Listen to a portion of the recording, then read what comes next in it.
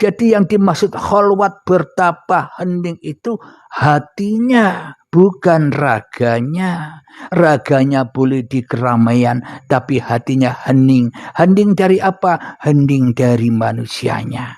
Di dalam hatinya hanya menyaksikan subhanalladzi asra bi'abdihi. Subhanallah, aku dan seluruh manusia ini sudah diperjalankan Allah.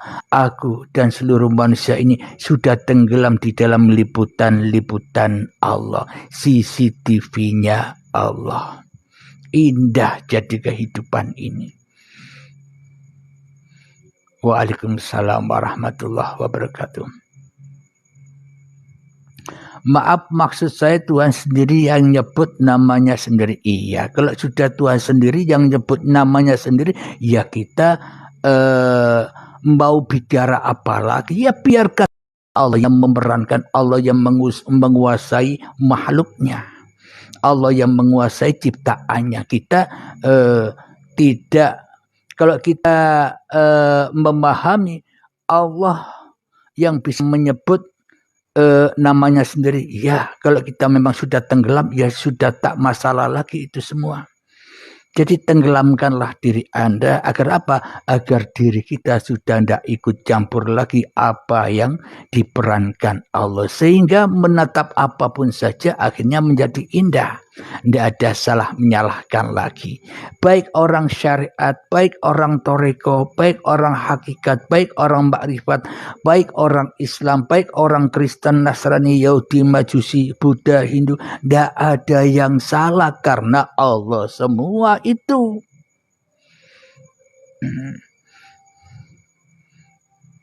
Bila kita sudah tahu pencipta seluruh umat manusia, ya akhirnya indah kehidupan ini. Jadi sudah tidak akan salah menyalahkan lagi. Ikuti saja dengan sukacita. Indah bagi manusia yang sudah diperjalankan Allah. Tapi susah dan menderita bagi orang-orang yang jalan sendiri, tidak bersama kekasihnya. Ibarat domba yang tersesat di hutan sendirian. Enak-enak di dalam kandang, di dalam pemeliharaan yang punya domba, dikasih makan, dikasih vitamin, dikasih minuman yang enak. Tapi kok hengkang dari kandang, tidak mengikuti aturan-aturan kandang. Ia memaksa diri keluar dari kandang. Akhirnya di hutan sendirian, hidupnya serba takut.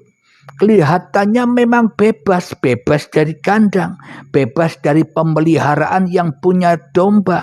Akan tetapi domba hidupnya selalu menderita, merana, ketakutan, hidup sendirian di hutan itu. Mau makan takut diterkam harimau, mau minum takut diterkam buaya. Hidupnya serba ketakutan.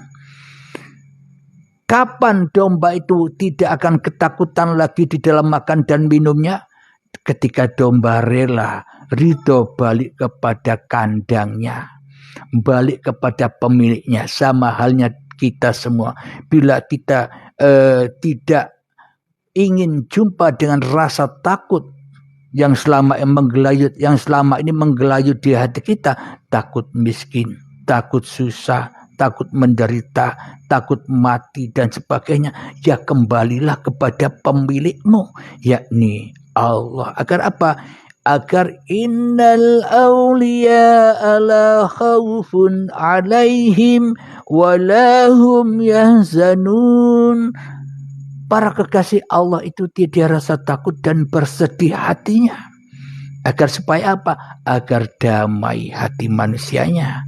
Makan dimakankan, minum diminumkan, naik motor dinaik motorkan, naik mobil dinaik mobilkan, sholat disolatkan, bekerja dipekerjakan. Itulah makna dari Isra Mi'raj itu.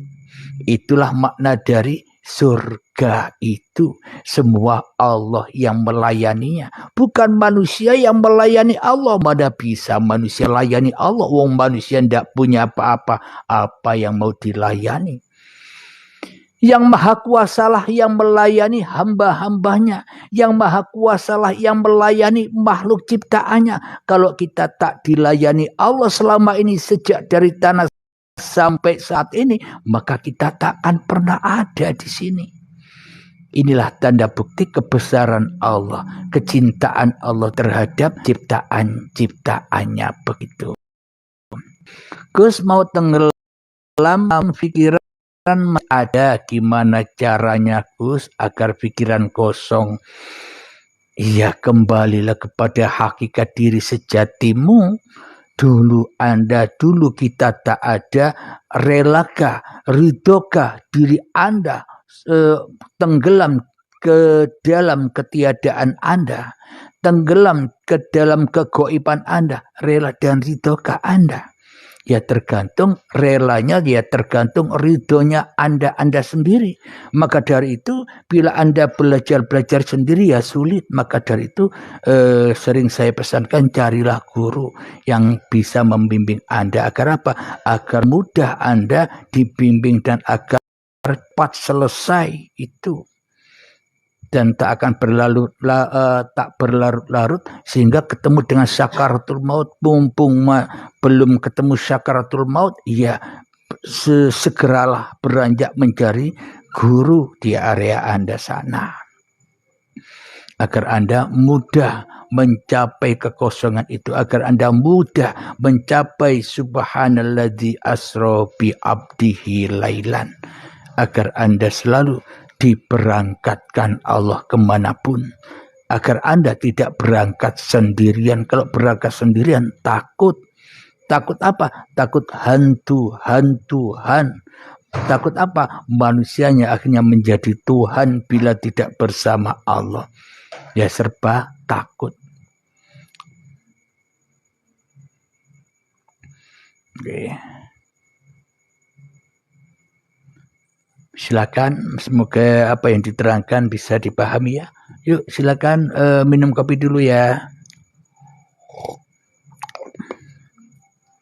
Tahan dulu.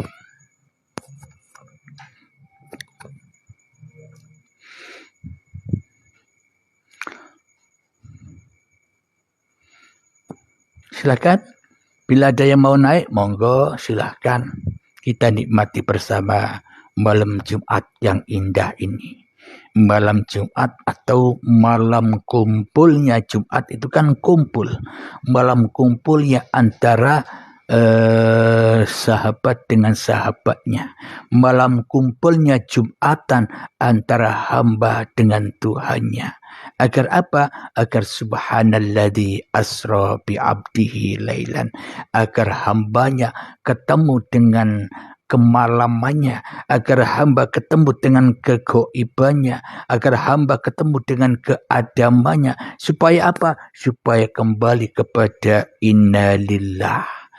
Asalnya dari Allah, ya kembali kepada Allah. Itulah hikmah yang dapat kita ambil dari surat Al-Isra ayat pertama, yang mana selama ini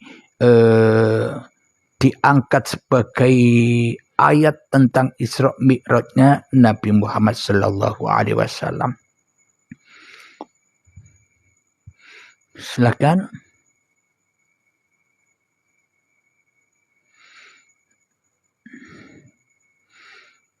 Jadi memang harus dioperasi dulu.